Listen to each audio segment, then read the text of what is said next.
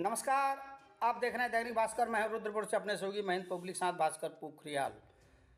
पंतनगर सिडकुल के सबसे बड़ी ऑटो सेक्टर की सबसे बड़ी कंपनी अशोका लीलैंड के प्रबंधन पर कांग्रेस के नेताओं ने एवं हल्द्वानी के कांग्रेस विधायक सुमित हृदय व कांग्रेस के प्रदेश महामंत्री हरीश पनेरू ने कई आरोप लगाए हैं और उन पर स्पष्ट कहा है कि स्थानीय हजारों श्रमिकों को बाहर का रास्ता दिखाकर आज अशोका लीलैंड का प्रबंधन अपने आप को पाक साफ बता रहा है, जबकि इस प्रबंधन ने हजारों श्रमिकों के पेट पे लात मार दिया और उनका भविष्य आज गर्त में हो गया। इसी को लेकर के रुद्रपुर के सिटी क्लब में प्रेस वार्ता में कांग्रेस के हल्द्वानी विधायक सुमित हृदय और कांग्रेस प्रदेश महामंत्री हरीश पनेरू ने पत्रकारों के समक्ष अपनी बात रखी। उन्होंने कहा कि अशोका लीलैंड जिस तरह से यहाँ पर स्थापित हुई और उनका प्रबंधन नियमों को ताक पर रख करके यहाँ पर मनमानी कर रहा है। उन्होंने स्पष्ट ये भी कहा कि जिस तरह से अशोका लीलैंड में जो बाहरी ठेकेदार हैं, विभिन्न फर्मों के नाम से वो यहाँ पर हैं, उन पर सिर्फ लोडिंग और अनलोडिंग का ही एक लाइसेंस है, लेकिन वह लेबर सप्लाई का काम कर रहे हैं, जबकि लेबर सप्लाई का उनके पास कोई लाइसेंस नहीं है। जब चाहे वो लेबरों को अंदर फैक्ट्री में देते हैं और जब चाहे उनको बाहर का रास्ता दिखाते हैं। इसी तरह करीब 1000 श्रमिकों को वर्ष 2000 से बाहर का रास्ता दिखा दिया है, जहाँ लड़ाई वो लंबे समय से लड़ रहे हैं। और आज श्रम विभाग के नियमों को भी अशोका लीलैंड पूरी ताक पर रखे हुए। वहीं उन्होंने पुलिस प्रशासन पर भी यह आरोप लगाए हैं कि जब वह इनको लेकर के कंपनी के को लेकर के HR मैनेजर या जो भी प्रबंधन है उन पर मुकदमा दर्ज करने की बात करते हैं, तो उसमें सबसे पहले पुलिस प्रशासन के आला अधिकारी यह कहते हैं कि इसमें कंपनी का नाम हटाया जाए, कंपनी के इन जो प्रबंधन हैं उनके नाम हटाए जाएं, तब जाके मुकदमा दर्ज होगा। उनका मुकदमा मिला। सूचना के अधिकार में भी उन्होंने कुछ मांगा है। आइए इस पर पूरे घटनाक्रम पर दोनों नेताओं का क्या कहना है देखते हैं दैनिक भास्कर के साथ।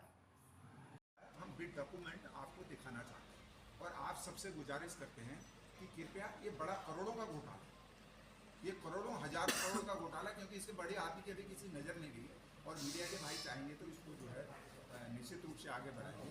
तो आगे की कार्रवाई के लिए मैं भाई सुमित हृदय जी से कहता हूँ कि पहले वो अपने विचार रखें, फिर जहाँ पर बात मेरे को बतानी होगी, क्योंकि मैं संघर्ष के तो हमारे विधायक हैं, आदरणीय सम्मानित हैं, तो मैं कोई शब्द ऐसा सारा ही मैं कर दूंगा। तो आप सब आए, आप सबका मैं ऋणी हूँ। विशेष तौर से ये कहना चाहता हूँ कि रुद्रपुर की धरती में जो मेरा संघर्ष है, जो मेरी न्याय की यात्रा है, वो हमेशा मैं लड़ूंगा। मैं राजनीतिक दलगत भावना से, आपके आशीर्वाद से, आपके सहयोग से हम हमेशा आम जन की लड़ाई को लड़ने का काम करेंगे। उसके लिए मुझे जेल जाना पड़े, उसके लिए मुझे लाठी खाने पड़े, मैं किसी से डरने वाला नहीं हूँ, जैसा कि आपने देखा है। धन्यवाद। सारे लेबर लॉज की अवहेलना करते हुए लाइम फ्लेक्सी सोल्यूशन के द्वारा इन्हें बाहर कर दिया गया, जबकि लाइम जो फ्लेक्सी सोल्यूशन है वो लोडिंग और अनलोडिंग की प्रक्रिया का ही इंचार्ज है। HR नहीं है, हायरिंग एजेंसी नहीं है। इन बच्चों को पहले तो डिप्लोमा फर्जी दिया गया, उस पर कोई पुलिस ने 420, जब हमने कहा कि साहब ओपन यूनिवर्सिटी और जो अशोक लीलैंड है उस पर 420 का केस बनता है, तो उस पर कोई कार्रवाई नहीं हुई। तभी मैं आज याद कर रहा हूँ, आपके माध्यम से उन्हें याद भी कर रहा हूँ, धन्यवाद भी दे रहा हूँ रंजना राजगुरु जी को और कुमार साहब को। आज भी तो DM SSP इस जिले में लगता ही नहीं है। इन बच्चों के ये क्या बाहर से आए हुए बच्चे हैं? आप पूछिए, हमारे 13 के 13 जिलों के बच्चे आपको मिलेंगे जो 200-250 बाहर हुए।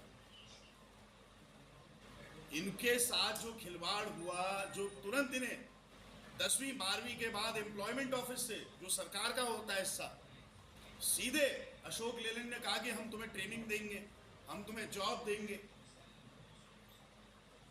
सीधे ना, इनको कोई मौका नहीं मिला। ये पॉलिटेक्निक करते, कोई BTech बनता, कोई इंजीनियरिंग करता, कोई MBA करता, BBA करता, कोई चार्टर्ड अकाउंटेंट बनता।